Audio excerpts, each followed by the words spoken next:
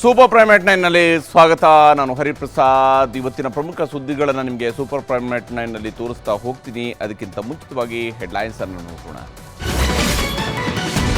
ಪಾಕಿಸ್ತಾನದ ವಾಯುನೆಲೆಗಳು ಹೇಗಿದ್ವು, ಹೇಗಾದ್ವು? ಆಪರೇಷನ್ ಸಿಂಧೂರ್ಗೆ ಮತ್ತಷ್ಟು ಸಾಕ್ಷಿ ಕೊಟ್ಟ ಸೇನೆಯ ಶಕ್ತಿ ಸಾರಿ ಹೇಳ್ತಿವೆ ಸ್ಯಾಟಲೈಟ್ ಫೋಟೋ ವಿಡಿಯೋಗಳು.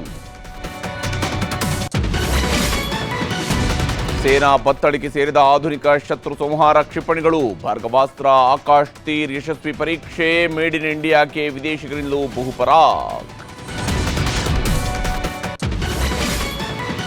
ಆಪರೇಷನ್ ಸಿಂಧೂರ್ ಬಗ್ಗೆ ಪ್ರಧಾನಿ ಮನೆಯಲ್ಲಿ ಭದ್ರತಾ ಸಮಿತಿ ಸಭೆ. ಕ್ಯಾಬಿನೆಟ್ ಮೀಟಿಂಗ್ನಲ್ಲೂ ಶ್ಲಾಘನೆ. ರಾಷ್ಟ್ರಪತಿಗೂ ಸೇನಾ ಮುಖ್ಯಸ್ಥರಿಂದ ವರದಿ ಸಲ್ಲಿಕೆ.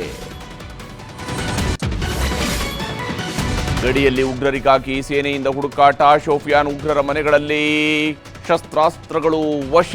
ಇನ್ನಷ್ಟು ಉಗ್ರರಿಗಾಗಿ ನಡೆಯುತ್ತಿದೆ ಕೂಂಬಿಂಗ್.